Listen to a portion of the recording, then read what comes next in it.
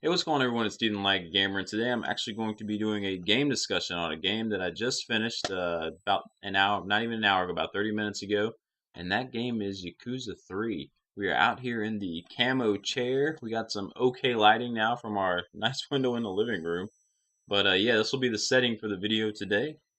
So don't let me disappear into the camo back here. But yeah, Yakuza 3, game series that I knew nothing about. Every time I walk by it in GameStop, never really intrigued me. I never really looked into it, see what it was about until Yakuza Dead Souls came out.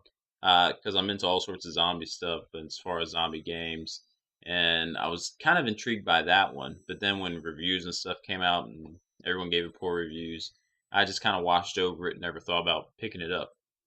But then some chat was going on a few weeks ago about the Yakuza series and the AGP chat, and I said, okay, I'm gonna go ahead and give this series a try. And from the moment I put it in, I was hooked. This game, I really, from the glare, really enjoyed how this game is. Mainly because of the storytelling in it. It does a great job at storytelling. And since we're on it, I'll go ahead and get into the story. It pretty much follows our hero, so to say, Kazume Kiru, who was a retired chairman of the Tojo clan. I believe that's how you pronounce it. I don't know. The whole everything is in Japanese dialogue in this game, and you have to read it. So I hope I'm pronouncing things right. Because even when characters' names would come up and they're talking, it didn't sound like they were saying the name right from what I was seeing. But anyways, so he was the chairman of the Tojo clan, and he's now retired, and he's just in Okinawa, running an orphanage with a lot of children there. I think he has, I can't remember, was it like 10, 12 kids? 10 kids there that he's raising. Everyone's calling him Uncle Kaz, and there's a girl who carries over from previous games who's there, but I won't spoil any names or anything like that. Uh, the first one, Yakuza 1 and 2, if you're a person like me and you didn't play them, there are some videos on this game that go over the storyline of the first two games. So that's really neat that they put that in here so you can get all caught up and covered on it. I thought that was a really good touch in the game.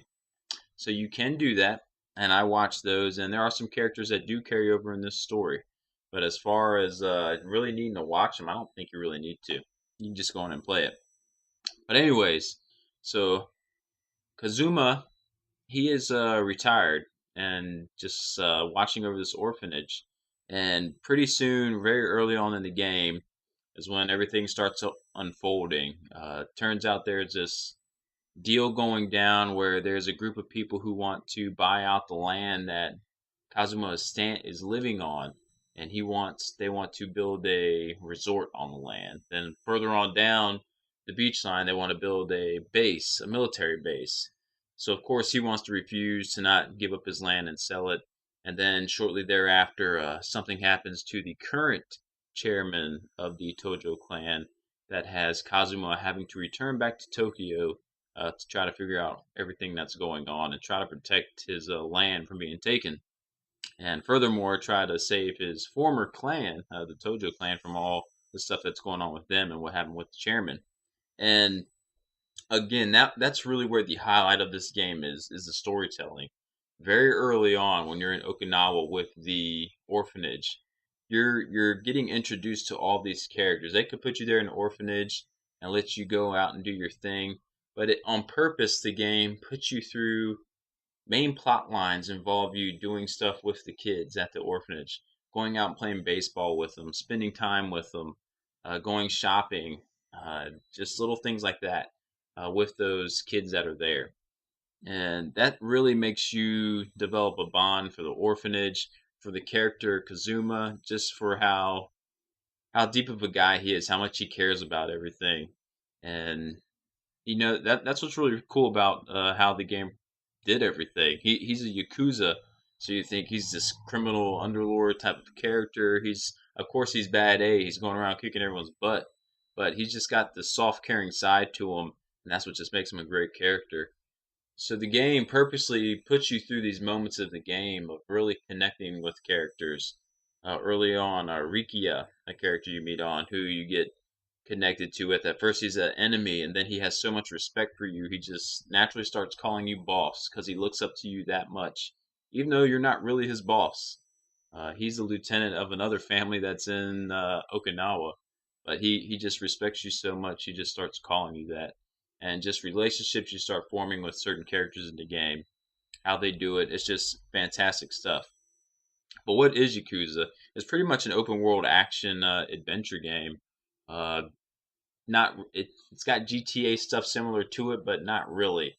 As far as you have an open city you can go in. It's not really huge, easy to explore by foot, and you can pick up little side quests and side missions while you're in the city, or you could just follow the waypoint to the main goal or main mission that you're on. And as far as the action in it, there is no getting in cars or driving around or nothing. It's pretty much a brawler. It's like an RPG brawler. You'll be walking the streets, and all of a sudden, someone might come up to you, a gang member, and say, "Hey, you bumped into me, so let's fight." And that's what you do. You just fight there in the street. A crowd forms around you, and you start fighting these gang members off. And it's a really simple combat system. Might feel kind of dated if you're playing newer stuff of today, newer brawlers and everything. But I loved how it was as far as the RPG system with it. Of course, you can just hammer on square for a basic combo. They have special moves that you can execute with triangle, focus moves. You have a heat meter that the higher it gets, you can perform special moves by hitting triangle that are more devastating. Smashing a head against a windshield of a car. You can use weapons on in your environment around you. You can beat someone over the head with a trash can. You can perform special moves with the weapons. It's a really cool animation if you have someone near death, and or you. I don't know if you ever really kill anyone if when you're in these gang fights because they always wake up afterwards and pay you money and stuff. But if someone's near knockout, you can do a special move with the trash can. Everything just slows down as you slam it on their head, and it's these pretty cool scenes when everything slows down. So a bunch of variety in the move sets that you can kind of unlock, but you'll pretty much stick to your bread and butter combos pretty much throughout the game.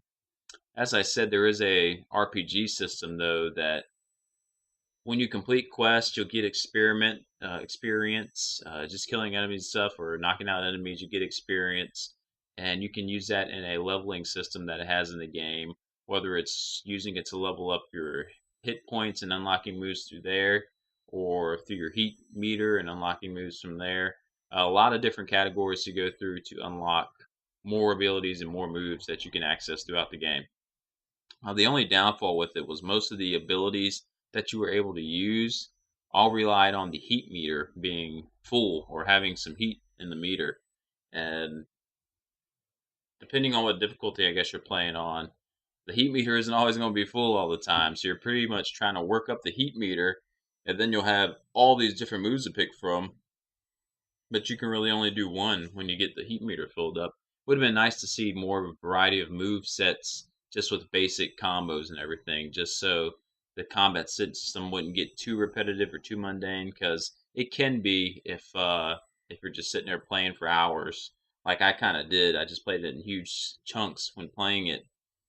Sometimes getting in the random battles are like, okay, I just want to get through this and beat the snot out of people so I can get on with the main story and fight a boss character. Because that's where the real fun is in the combat, just going against these challenging boss fights where, I mean, some of them, they can seem kind of cheap because you can get stun locks on some enemies, but boss characters, they're tough to stun lock. And pulling off a variety of moves on them was pretty tough. And I didn't figure out how to heal in a match till almost halfway through the game. I didn't realize I could just hit the start button and use a healing item to heal myself up if I was getting low. So some of the fights were getting quite challenging because I didn't think I could heal during the battle.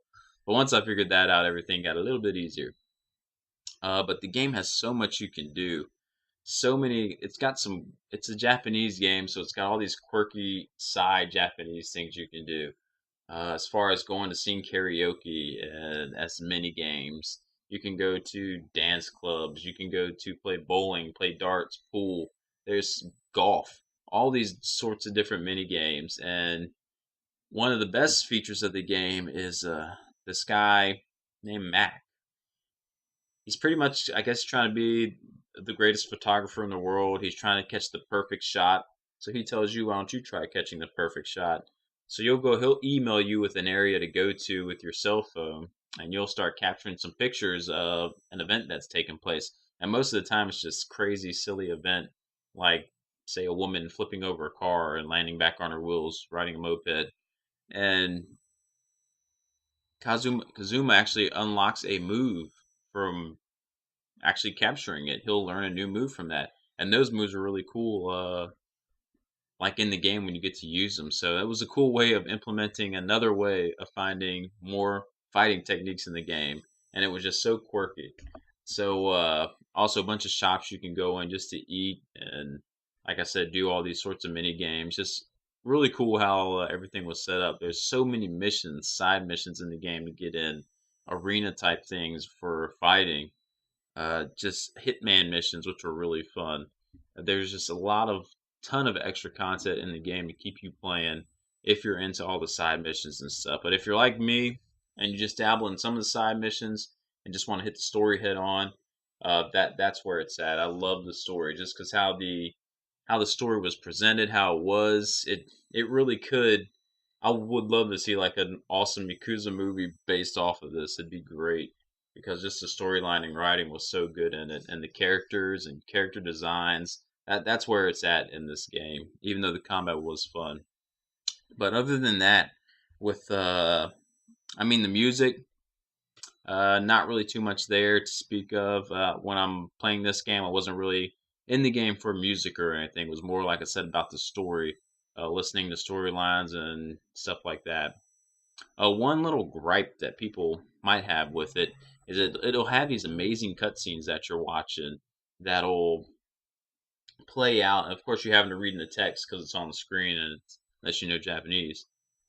But then all of a sudden, during the middle of a cutscene, it'll switch to just writing on the screen where you're clicking through with X dialogue boxes, and then it can go right back to the cutscene like a minute later.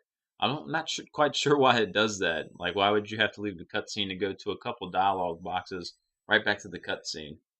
And when you look at the game, like I said with the combat, it can kind of feel a little bit dated and stiff at times, and the world isn't the prettiest world. So maybe it's just a dated thing with that too. But I heard that actually carries over to Yakuza 4 as well. But you don't really come into this game, I guess, for all the glitz and glamours that you would get in like a GTA 5. Like I said, it was more about the story, the setting and the characters, the Japanese quirkiness, the RPG kind of element to it. It was just really cool. So I'm a brand new Yakuza fan here. Really loved Yakuza 3. I'm not going to go diving straight into Yakuza 4 because, like I said, I heard it was pretty much similar as far as the combat systems, exactly the same. I heard they actually share animations from this game in that game.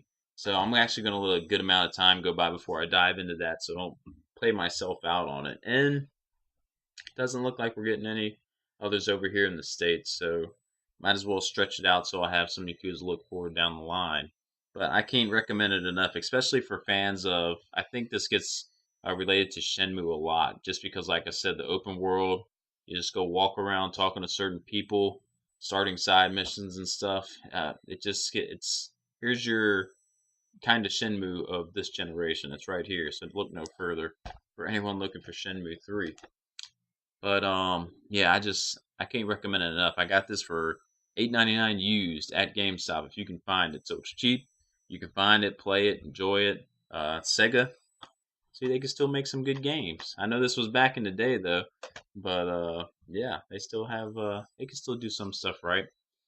But anyways, I think that's about all I have on this game. I can't think of anything else to say. Like I said, I know there's people out there. I'm sure RPG Swagman has some videos on Yakuza because he loves the series. Core Muffin, go check out his stuff. I'm sure he probably has something too. But I loved it. Again, storytelling top notch. Gameplay was fun. And I always was wanting to come back to it to see what was going to happen next. I just kept wanting to come back. So I finished it pretty quickly. In about not even 2 weeks, I finished the game up. So pretty cool. All right, that's about it for now. Not sure what I'm going to play next. Not too sure. I have Gears of War Judgment that I just picked up the other day, and I really like the Gears series, so I might give that a try. the Dark Souls DLC, Dark Souls 2 next DLC is about to come out here on August 26th. I know I'm going to be playing that, but as far as that, I got some Wii U stuff over there that I like to tackle. I just bought a bunch of Wii U games, and I want to try to knock some of those out before Hyrule Warriors comes out, because I know I'm going to be playing that one. But yeah, so stay tuned. We'll see what we got next. Like a gamer, like it out.